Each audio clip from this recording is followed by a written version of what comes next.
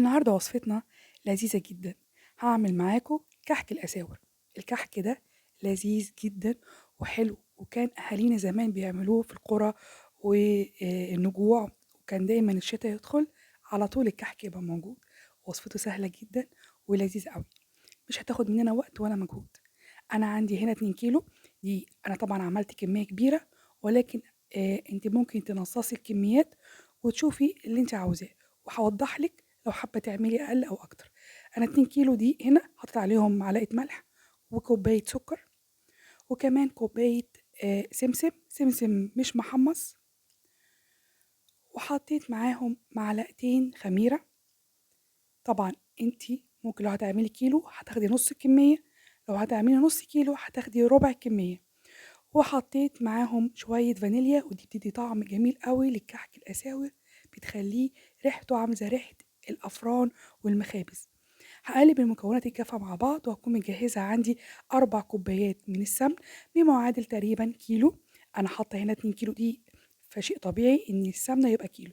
دايما السمنة تبقى أقل من الدقيق، يعني دي بيبقى ضعف كمية السمنة.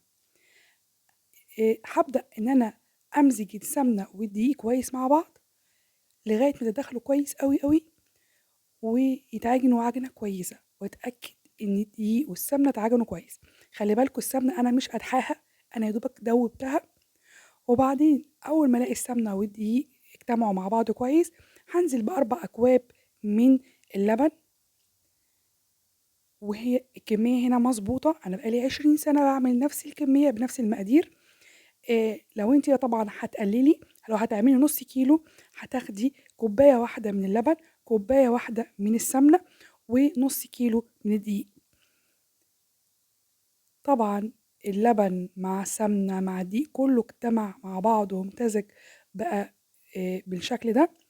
انا بحب دايما ادي للعجينة كمان كده يعني لفة بايديا، وعشان اتأكد ان مفيش اي سوائل موجودة فيها، وان هي يعني شربت كل السوائل اللي امتزجت بيها كويس قوي. المقادير مظبوطة. هنا بقى خلاص انا شايفة كده ان هي تمام، هحطها في البولة تاني وهسيبها تخمر براحتها على حسب الجو عندي. اول ما تعلى وتخمر كده هبدأ اشتغل فيها. الموضوع سهل جدا وبسيط، انت ممكن تعملي اقل من كده وتبقى جميلة قوي. هنا بقى انا خمرت معايا، بس انا هنزل كمية بسيطة من العجين. دايما وانت بتعملي الكحك ما تنزليش كل العجين مرة واحدة زي ما بنعمل في اي معجنات تانية. احنا الكحك بنشتغل فيه جزء بجزء، فهنخلي الجزء اللي احنا بنشتغل فيه جزء بسيط، وباقي العجينة هنغطيها نحطها في البولة زي ما هي. انا هعملهم كور كده صغيرة زي ما انتوا شايفين، علشان يبقى كله مقاس واحد تقريبا يعني. احنا مش مكن، بس بنحاول نعمل على قد ما نقدر بشكل يعني متجانس، بيبقى برضو المنظر يعني مقبول.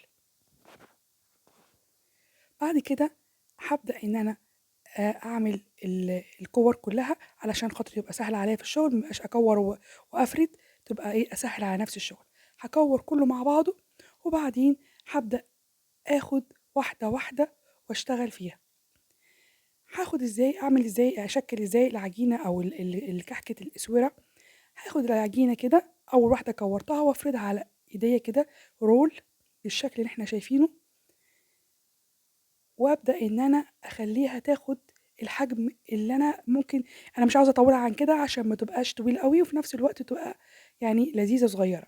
وهجمع الطرفين مع بعض بالشكل ده، وهضغط عليهم ضغطه بسيطه وخلاص. هرص كل الصاج بتاعي او صينيه الخبز بتاعتي بالشكل ده، واسيبها تخمر شويه، واكون مشغله الفرن بتاعي على 280. الكحك عاوز فرن سخن يا جماعه.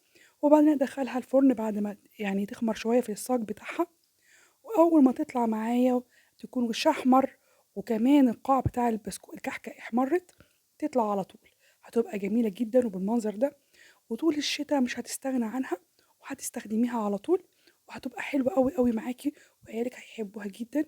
ولو عملتيها مره هتكرريها مره واتنين وتلاته، مش هتزهقي منها، لان هي يعني منجزه اي وقت، فطار، عشاء، حد جه مستعجل وعاوز ياكل اي حاجه سريعه، هيلاقي معاه البسكوته، الكحكه قصدي، وتلاقي طعمها حلو قوي. ولذيذة جدًا وهتعجبِك إن شاء الله. يا رب الوصفة تعجبِك وتجربيها، وإن عجبتِك الوصفة اعملي لايك وشير وما تنسيش تشتركي معايا في القناة، وباي باي.